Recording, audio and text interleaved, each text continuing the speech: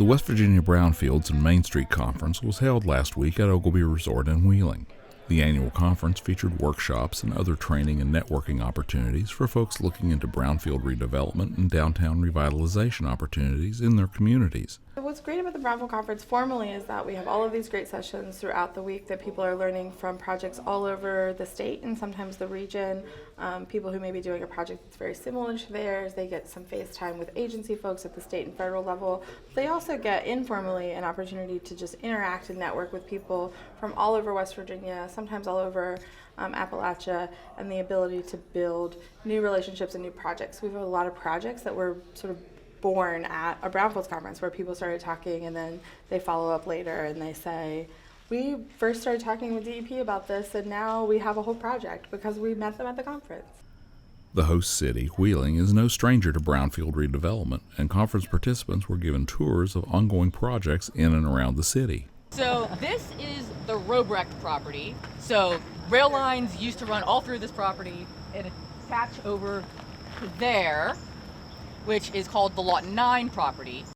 Wheeling's like so many cities in the Rust Belt. You know, we have a lot of old buildings, a lot of old former industrial sites. Almost without exception, those sites have brownfield issues. And sometimes the free market in its own right doesn't always have the funds to make these buildings or these sites make sense without some brownfield assistance. So that's something that we've relied on. We've worked with the local partners. We've worked with the EPA and the DEP and our local partners here, Bellamar, to really make these projects, figure out how we can close the gaps on these projects. That doesn't happen without a lot of help. Makes these projects make economic sense if you can get some federal and some state assistance on to clean up these sites. If you don't do that, you have sites that the private sector looks at and says, we just can't make sense.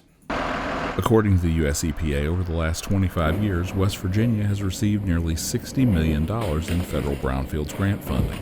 Using those funds, communities have been able to leverage an additional $2.5 billion in private investment, redeveloping more than 1,800 acres of brownfield properties and creating more than 5,000 jobs. People recognize that it's worth it. It's worth it. These are investments that give back over and over again, year after year, generation after generation. How big of an impact does brownfield revitalization have on West Virginia? I don't even think I can answer that, Mike. Every little town that we're working in, some are small projects, but they have huge results. And to put a number on it, I know that Adam here earlier talked about $60 million of EPA and then what was it, $2.3 billion in leveraged dollars. And I don't even think that even begins to say just how big brownfields are in West Virginia. And then what's even more interesting is we've just got started. It's exciting to be a part of that. And we put on these events each year now, and it's just exciting to see the people that are coming and they're learning, and now they're taking those things out, and we're seeing the benefits and the results of all that. We'll have more from the Brownfields Conference next week and take a closer look at some of the ongoing projects in and around Wheeling. The West Virginia Brownfields Assistance Centers are located in Morgantown at WVU and in Huntington at Marshall University.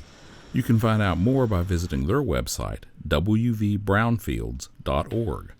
You can also get information about the DEP's voluntary remediation program and other brownfields information by visiting our website, dep.wv.gov. For Environment Matters, I'm Mike Huff in Wheeling. Thanks for watching.